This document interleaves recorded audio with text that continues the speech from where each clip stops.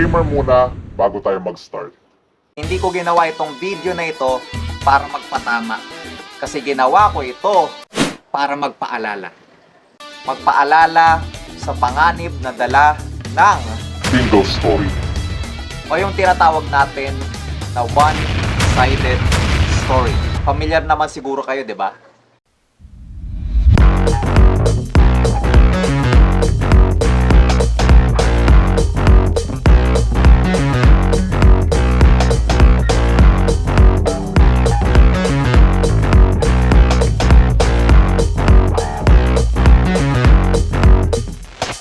Yun yung kwento na iisang panig lang yung napapakinggan mo.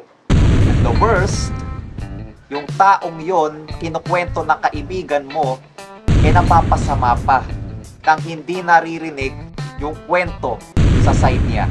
Mga katropa, buksan natin yung isip natin dito, no? Kasi sa single story, sa mga one-sided na story, madalas nagkakaroon ng siraan na hindi natin namamalayan. Anong malay mo yung kinukwento ng kaibigan mo tungkol sa isang tao na yon? Paninira lang pala. Gusto niyang palabasin na siya yung biktima ng isang sitwasyon na ang totoo pala ay binabaliktad lang pala niya. Para makuha yung simpatya mo. What if lang naman, di ba? Itong video na ito, gusto kong maging paalala ito sa ating lahat. Maging bukas yung isip natin na pakinggan ang kwento ng bawat side. Hindi yung isang panig lang yung pinapakinggan natin. At ito pa, siguro marami magtataas ng kilay sa akin, lalo na yung mga kilala ko. But honestly, alam nyo, sinisikap ko na maging best version ng sarili ko sa araw-araw. Hindi man ito nakikita sa ibang tao, at sinisikap ko. At isa sa mga iniiwasan ko ay yung pag-usapan yung mga mali ng kapwa ko sa likod niya. Minin man natin sa hindi, napaka-toxic naman talaga. But honestly, sinisikap ko talaga. Hindi man ako perfecto. Sana yung mga nanonood ng video na ito, magkaroon din ng mithiin na sikapin, iwasan, na pag-usapan yung mali ng kapwa niya. Kasi aminin man natin sa hindi, madalas nasasanay tayo eh. Iging habit na natin na pag-usapan yung mali ng kapwa natin kapag wala siya sa tabi natin. Pag pinagkatiwalaan ka sa isang sikreto, sikapin mo na hindi lalabas ito. Bakit?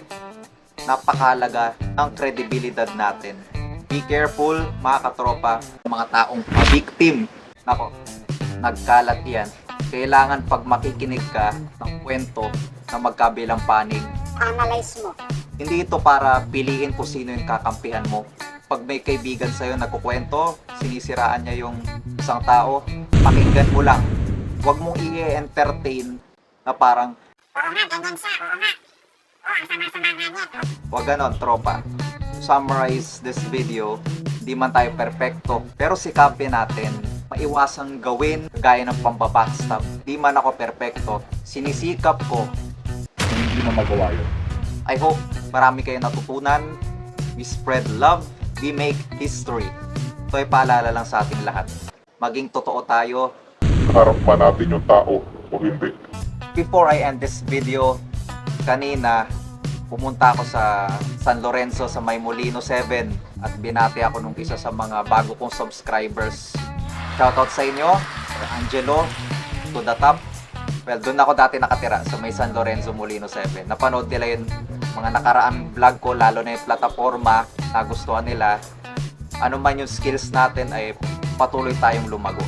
So mga katropa, maraming salamat sa panonood.